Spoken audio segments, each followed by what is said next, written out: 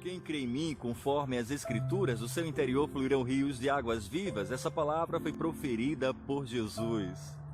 Quem crer nele, conforme as Escrituras, terá um rio dentro de si, que não somente sacia a nossa própria sede, mas sacia a sede daqueles que estão à nossa volta. É muito mais do que uma fonte. É uma fonte que jorra, é um rio que flui, que alcança as pessoas na sua existencialidade, nos nossos atos de expressão de amor e de expressão de vida. Quem crer em Jesus, conforme diz as Escrituras, e as Escrituras falam dele como Messias, como Salvador do mundo. Isaías, um profeta, 700 anos antes, profetizou sobre Jesus com precisão cirúrgica. Ele fala do sofrimento de Jesus na cruz do Calvário, que ele receberia os nossos pecados sobre si, as nossas iniquidades. Isaías fala que o castigo que nos traz a paz estava sobre ele, e pelas suas feridas fomos sarados. Isaías fala a respeito da divindade de Jesus, dizendo: um menino nos nasceu e um filho se nos deu, e o principado está sobre os seus ombros, autoridade.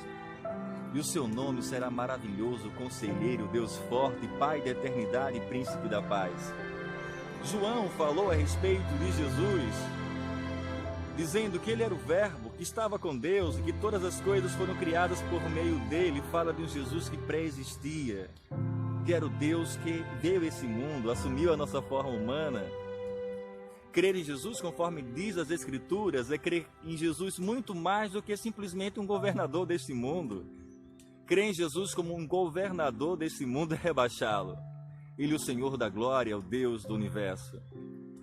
Crer em Jesus muito mais do que um exemplo a ser seguido. Ele é o nosso Salvador. Há uma síntese no Novo Testamento que diz que Deus amou o mundo de tal maneira que deu seu único Filho para que todo aquele que nele crê não pereça, mas tenha a vida eterna. O que Pedro declarou: porque nenhuma outra salvação, porque debaixo do céu nenhum outro nome é dado entre os homens pelo qual importa que sejamos salvos. Crer em Jesus conforme as Escrituras é olhar para Jesus como ele é, como nosso Salvador, como nosso Messias. Mas João vai muito mais além. Era um discípulo íntimo de Jesus. Jesus tinha uma equipe de homens muito íntimos dele. Haviam 12 discípulos que estavam muito próximos de Jesus em todo momento. Desses 12 haviam Pedro, Tiago e João, que eram os mais íntimos. E desses 3 havia o João. João está em todos os acontecimentos concernente à vida de Jesus. E João, na ilha de Pátimos, ele foi o último a morrer. Ele morreu de causas naturais, os outros foram martirizados. E na ilha de Pátimos, João tem uma visão de um Jesus glorificado. Diz a Bíblia que ele ouve uma voz, como uma voz de trombeta, que o chama, que o convoca. Ele tinha sido levado em espírito. E quando ele olha para ver de onde vinha essa voz, ele vê 7 candelabros. E no meio dos 7 candelabros, ele vê um como filho do homem.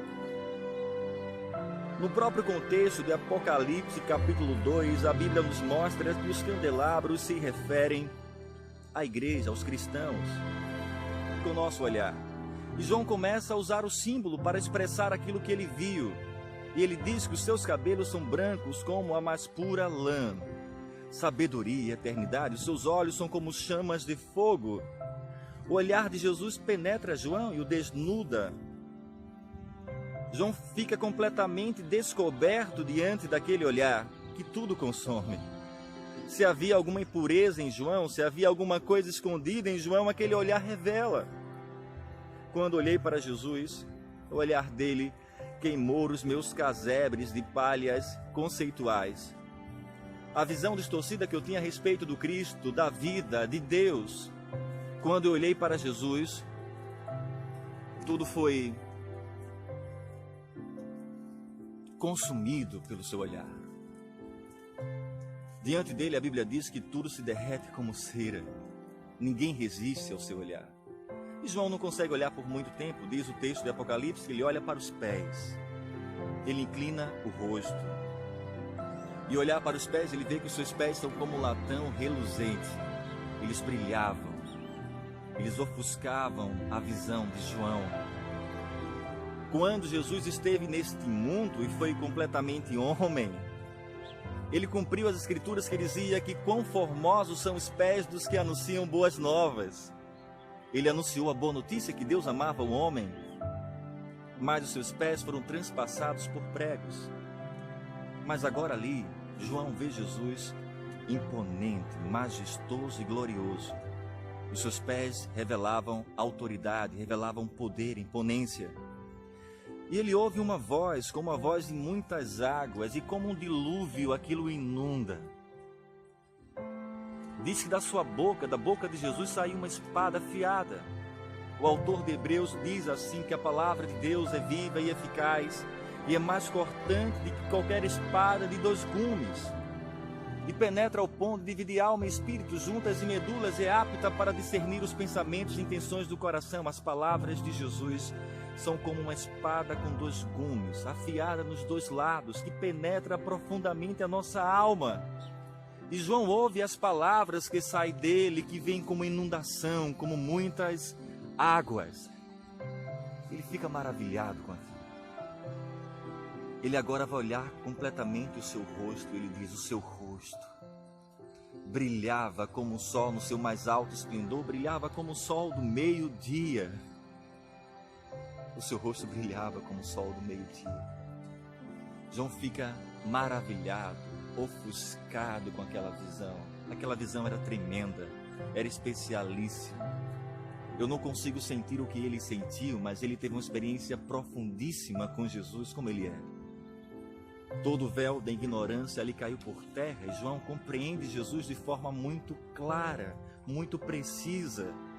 E diz a Bíblia que João cai como morto naquele momento aos pés de Jesus. Ele não suporta tamanha glória e tamanha majestade.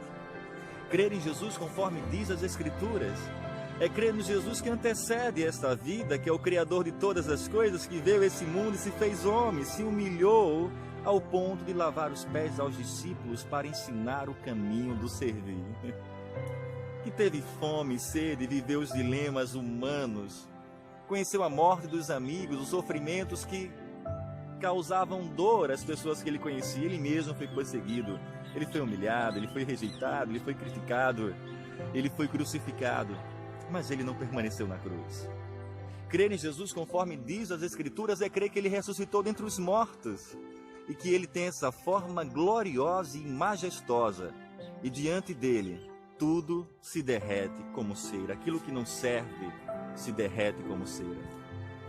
E é nisso que eu quero falar nesta manhã, antes de ir para o trabalho. Eu quero falar para você que vale a pena crer em Jesus conforme diz as Escrituras.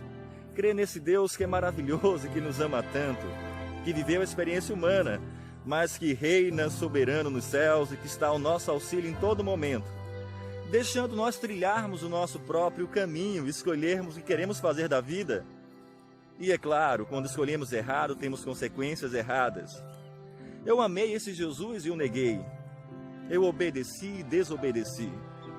Mas todas as vezes que eu me voltei para ele, ele sempre esteve com a sua mão estendida para me salvar, para me curar e para me abrigar nele. Ele é o meu refúgio e a minha fortaleza, é o meu socorro bem presente na hora da angústia. Eu amo esse Jesus e por isso eu proclamo, eu amo esse Jesus e por isso eu falo dele com muita alegria. Que você nesta manhã possa ter este encontro maravilhoso com Jesus, que ele possa tocar em seu coração e que o Jesus que o João percebeu seja percebido por você. Leia as Escrituras, aprenda a respeito dele e não queira ouvir das pessoas que não conhecem e que falam dele sem conhecer. Olha, conhecer Jesus simplesmente por informação é conhecer a respeito dele, às vezes de forma distorcida. O conhecimento bíblico verdadeiro também nos aponta o caminho para ele, mas é a fé que abre a porta. É a fé que me faz trilhar esse caminho de alegria e de paz. Creia em Jesus conforme diz as Escrituras, e você nunca mais terá sede.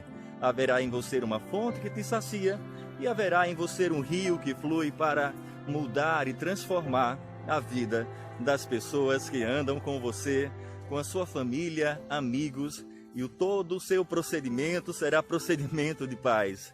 Que você tenha um dia abençoado. Graça e paz.